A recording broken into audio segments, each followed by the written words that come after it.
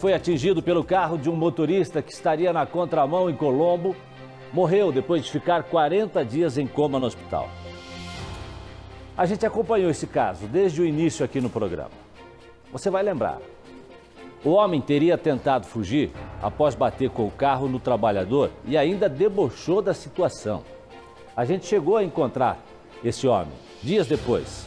Ele negou o problema do trânsito, mas se comprometeu a ajudar a família na época.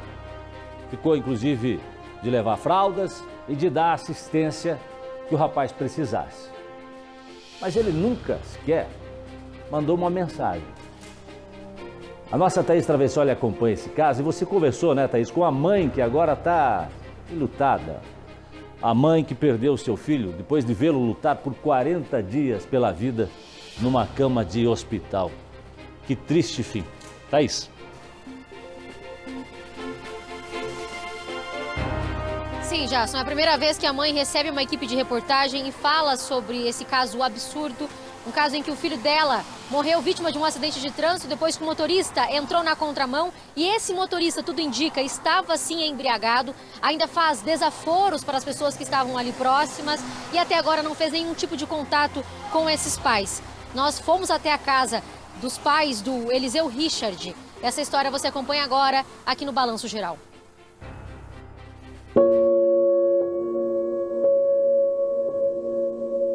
Foram 40 dias de orações pela vida do filho. 40 dias indo no hospital, insistentemente, todos os dias, em busca de notícias. Fizemos campanhas e campanhas, orações e orações para a gente conseguir fazer com que ele se curasse, né? Pudesse voltar pra gente. Mas, infelizmente, a gente não conseguiu. Foi muito difícil, porque, a gente chegava no hospital lá e via ele daquele jeito lá. Era muito triste, não tinha o que você podia fazer pra ele. Você via a dor, você via o que ele estava passando e você sabia que você não podia fazer nada. Janaína é mãe de Eliseu Richard Dias Ferreira, de 21 anos. É a primeira vez que ela fala com uma equipe de reportagem depois da morte do filho. Pergunto se o motorista fez contato com os parentes. Nunca. Nunca, nem uma mensagem, nem um telefonema, nada. Nunca perguntou se ele estava bem, se ele precisava de uma fralda, de um lenço umedecido ou de alguma coisa. Nunca ele perguntou nada pra gente. Richard foi para o hospital depois de ser atingido por um carro que entrou na contramão neste trecho, na Estrada da Ribeira, em Colombo. Foi à noite, dia 14 de novembro. Testemunhas contaram que o motorista estava embriagado e só não fugiu porque foi impedido. A população inteira foi atrás dele, porque ele não estava muito longe ainda. Aí ele se negou a fazer o bafômetro e alegou que estava passando mal. Levaram ele para o UPA do Maracanã e lá ele se safou. O que o pessoal falou ali com relação à embriaguez? Ele estava muito alterado e rindo da situação, debochando, bebendo a cerveja, fumando e debochando, dando risada, querendo levantar o Richard até. E todo mundo que estava lá viu, até a socorrista tentou afastar ele, tentou até agredir a socorrista. Mostramos esse caso aqui no Balanço Geral desde o começo. Familiares protestaram, pediram agilidade nas investigações. Para a nossa equipe de reportagem, os parentes relataram que a primeira tentativa de contato com o motorista foi difícil. Veja essa mensagem. O parente informa a placa e pergunta: pertence a você? A resposta: quem é você? Quem te deu meu número? Peguei no site do Detran. Informe a polícia, eles me localizam. Na mensagem, a família também contou que o estado de saúde de Eliseu era grave e que esse era um contato amigável, que caso não fosse possível, eles iam procurar a justiça. A resposta foi: pode ir para a justiça, não tenho medo. Já estou em contato com a polícia.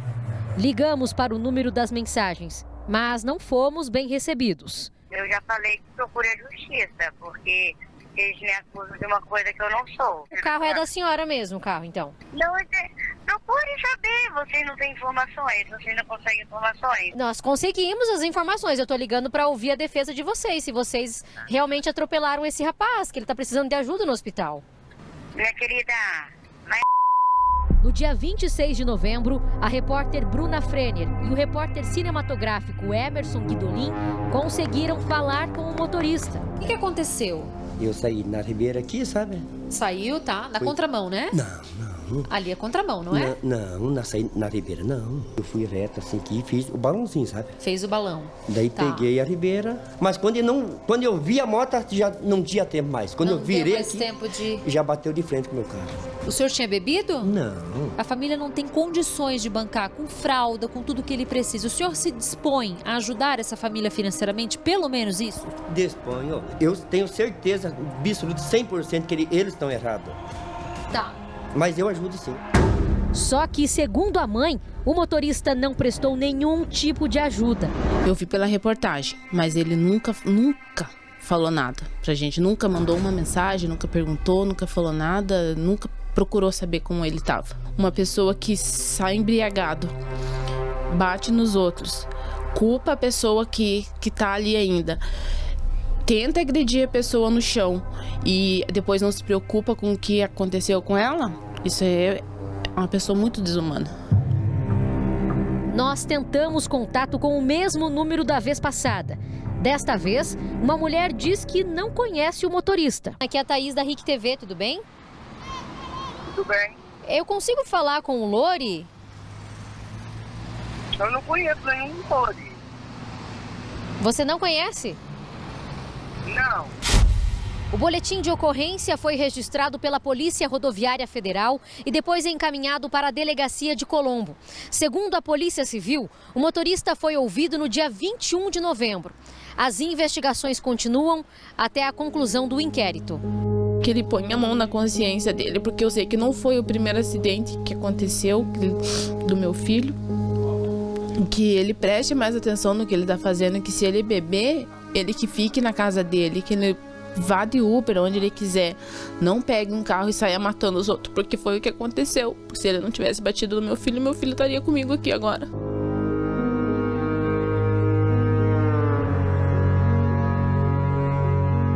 A batida foi tão forte que a perna esquerda de Eliseu foi quebrada em 3 partes. Também foram quebrados vários ossos do rosto e vários dentes. O jovem morava com os pais e 2 irmãos. Tinha emprego com carteira assinada e fazia bicos como motoboy para complementar a renda. Eliseu estava terminando o ensino médio e tinha muitos planos. Ele queria ser programador. Ele estava vendo para fazer agora no começo do ano o curso dele. Estavam vendo para ir morar junto, queriam casar com a Ana Laura, mas nada disso foi possível. Ficou tudo parado no meio do caminho, os sonhos dele. Meu filho saiu de casa no dia 14 e nunca mais retornou.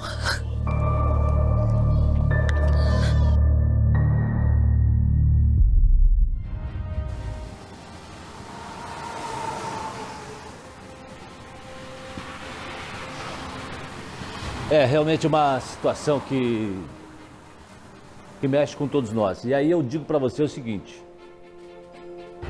se coloca no lugar dessa mãe. A gente nunca vai entender a dor de uma mãe, perda de um filho. A gente nunca vai entender. Mas é um exercício que a gente deve tentar fazer. Se coloca no lugar da outra pessoa.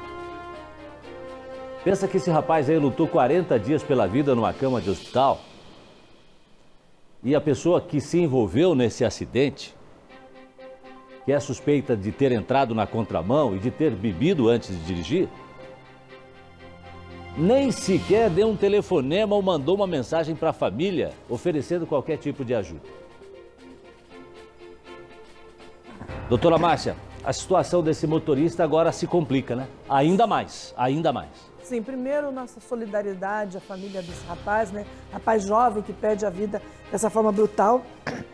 Mas sim, o que nós tínhamos antes era uma lesão corporal, embora gravíssima, uma lesão corporal e acidente de trânsito. E agora passa a ser um homicídio em acidente de trânsito. É claro que se visualizar outras circunstâncias, pode-se entender até como um dolo eventual. Então é uma questão de medir isso também. Mas agora passa a se responder por homicídio, né? Ele realmente eliminou uma vida. Thaís Travessoli, o drama dessa mãe, o drama dessa família, né? A perda dessa família, vai aqui a nossa solidariedade, o nosso sentimento, né? A família desse rapaz jovem que perde a vida depois desse acidente. Thaís Travessoli, o que mais que você tem para trazer para a gente dessa história? Você acompanhou? Eu tive a impressão, inclusive, quando você faz aquela segunda ligação para a mulher, aquele telefonema que você deu, aquela senhora, aquela mulher que na primeira vez, inclusive, mandou você, né, catar coquinho. Foi desrespeitosa. Foi desrespeitosa. Mas a voz me pareceu a mesma, assim, né? Você também teve essa impressão? Sim, Jasson, tive essa mesma impressão, é muito parecido com a outra voz, né? E provavelmente, não sei se é namorada, se enfim, seria parente desse motorista, mas em nenhum momento facilita a comunicação com a nossa equipe de reportagem. O que não espanta também, né? Não fala nem com a família, vai falar com a nossa equipe, falou com a Bruna Frenner, porque foi ali junto com o Emerson Guidolin bater na casa deles, tentar algum tipo de resposta, principalmente em respeito a essa família, já. O motorista, então, se apresentou na delegacia de Colombo, prestou depoimento e foi embora. É a lei de trânsito aqui no Brasil, ele continua respondendo, então, em liberdade, mas para a família é algo extremamente revoltante, porque eles não têm mais esse jovem, não tem mais esse rapaz trabalhador, cheio de sonhos, como a gente mostrou na reportagem, o Eliseu super jovem, fazendo planos, Jasson. Ontem eu fiquei muito comovida com uma imagem ali na casa da dona Janaína, porque o Eliseu, ele tem um irmãozinho de 9 anos.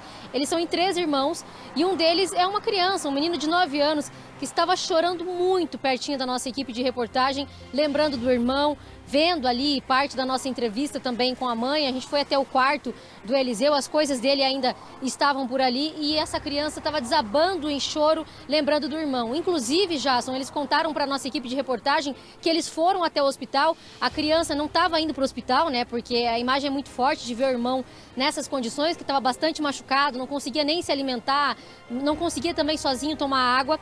Mas o menino estava pedindo para ver o Eliseu, para ver o irmão, né? Já que eles eram muito apegados.